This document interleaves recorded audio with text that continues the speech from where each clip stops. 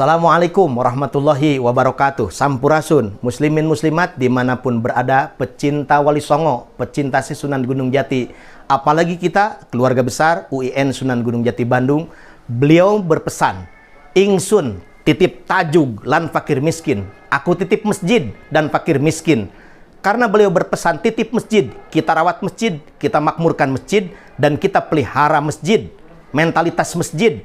Apalagi di zaman modern sekarang, untuk mencintai masjid, cukup like, komen yang positif, share, dan subscribe channel Iqomah Masjid UIN Sunan Gunung Jati Bandung.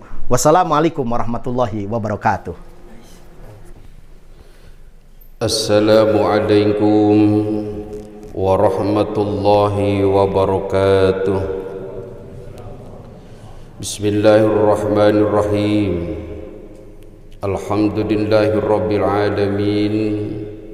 Wassalatu wassalamu ala asrafil anbiya'i wal mursalin. Sayyidina wa maulana Muhammadin wa ala alihi wa sahbihi ajma'in, amma ba'd.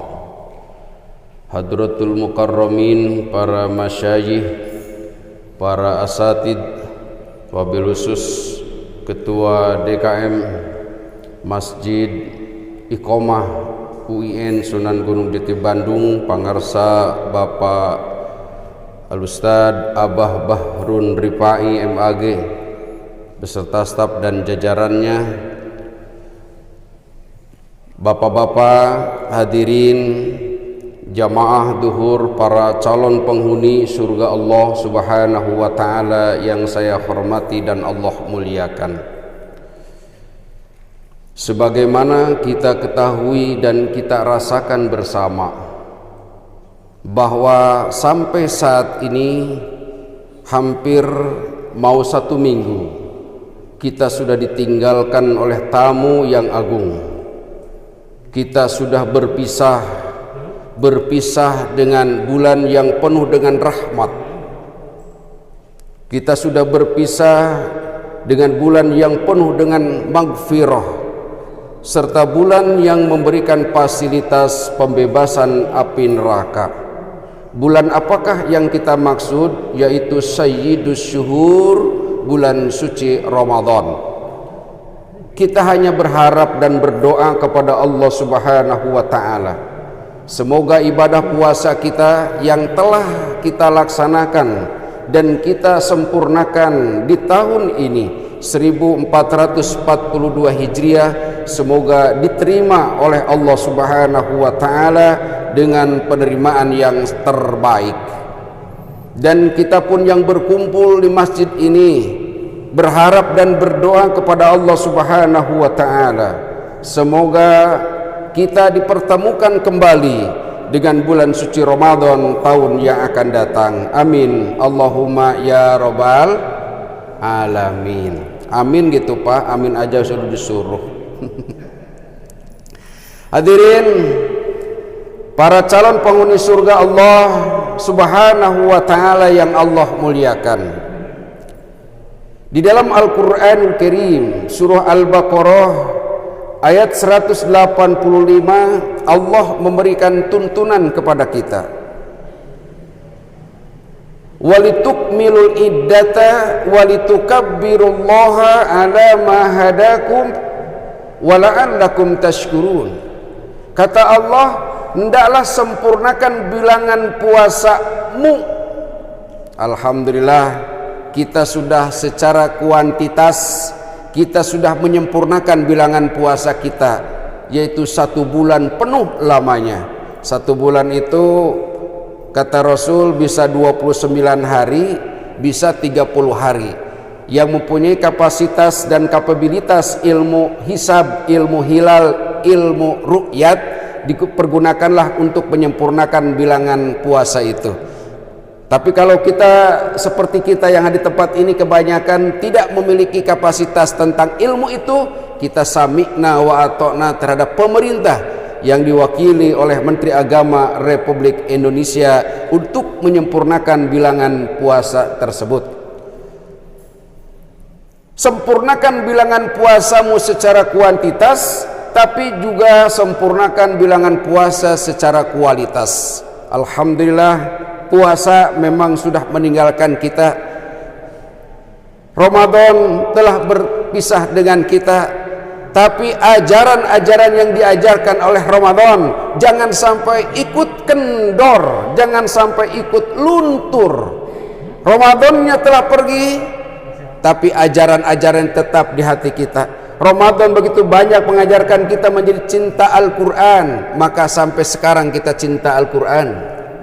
Ramadan telah mengajarkan kita menjadi orang-orang yang ahli memakmurkan masjid, maka sampai sekarang kita tetap untuk memakmurkan masjid. Ramadan mengajarkan kita menjadi orang-orang yang rajin berjamaah, maka sampai selesai Ramadan, sampai saat ini kita jangan sampai tinggalkan itu sholat berjamaah. Infak, sedekah, zakat, itu yang diajarkan oleh Ramadan, menjadi punya kepekaan sosial yang sangat tinggi. Maka walaupun sudah berpisah dengan Ramadan, tetap jiwa kepekaan sosialnya jangan kita luntur dan kendur.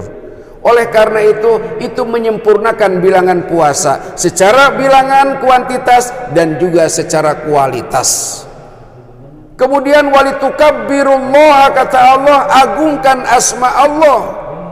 Kita tahu dan kita rasakan setelah kita menyempurnakan bilangan puasa kemarin, kemudian kita mengagungkan Allah dengan kalimat takbiran, Allahu Akbar, Allahu Akbar, Allahu Akbar, walillahil hamd. Dari masjid yang satu ke masjid yang lain, dari kampung yang satu ke kampung yang lain, kita mengumandangkan dan membesarkan Allah Subhanahu wa ta'ala. Kenapa kita harus membesarkan Allah? Ala ma hadakum, karena Allah yang telah memberikan hidayah kepada kita. Hadirin, jujur saja Pak Ketua DKM, tanpa hidayah dari Allah, Pak Haji Kadar, tanpa hidayah dari Allah, sulit kita untuk menyempurnakan puasa. Itu karena ada hidayah dari Allah kita mampu menyempurnakan puasa. Karena hidayah dari Allah kita mampu menghatamkan Quran. Karena hidayah kita mampu sholat berjamaah. Karena hidayah kita mampu untuk baca Quran. Karena hidayah kita mampu mengeluarkan infak, zakat, sedekah. Itu hidayah yang Allah berikan kepada kita. Kalau tanpa hidayah, sulit kita mengerjakan dan mengikuti kebenaran. Coba kita lihat dalam sejarah.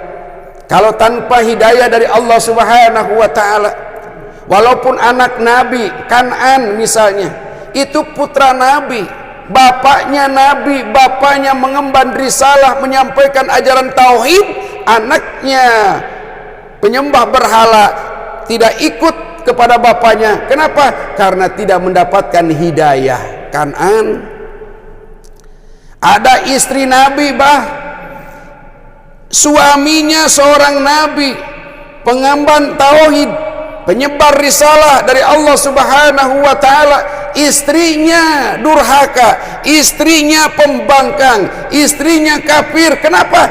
Tanpa hidayah dari Allah, seperti Nabi Lut alaihi salam.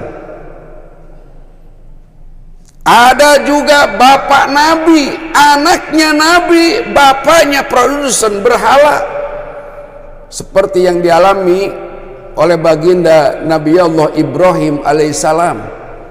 Bapaknya ajar produsen berhala. Kenapa? Karena tidak ada hidayah dari Allah Subhanahu wa ta'ala. Ada juga paman Nabi kita, Nabi Muhammad sallallahu alaihi wasallam, Abu Jahal, Abu Lahab, itu paman Nabi. Bertemu dengan Nabi sehari-hari dengan Rasul, pamannya sendiri. Karena tidak turun hidayah dari Allah, dia sulit untuk mengikuti kebenaran yang diajarkan, yang dibawa oleh baginda Nabi Allah Muhammad sallallahu alaihi wasallam. Anak Nabi, istri Nabi, paman Nabi, bapak Nabi, tanpa hidayah, hidupnya akan mendapatkan kesengsaraan dan tidak akan mendapatkan rahmat dan ridha Allah. Kita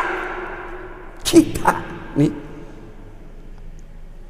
jangankan sahabat Nabi, jangankan keluarga Nabi, mimpi pun belum pernah, tapi karena hidayah dari Allah, Alhamdulillah, kita bersyukur kepada Allah sampai saat ini, dan sampai kita kembali kepada Allah tetap kita la ilaha illallah Muhammadur Rasulullah. Hidayah ini intan paling mahal, mutiara yang paling berharga adalah nilai-nilai hidayah dari Allah Subhanahu wa taala. La'allakum tashkurun. Oleh karena itu banyak-banyaklah kita bersyukur kehadirat Allah Subhanahu wa taala. Hadirin jamaah duhur yang sama-sama mengharap ridho Allah Subhanahu wa taala.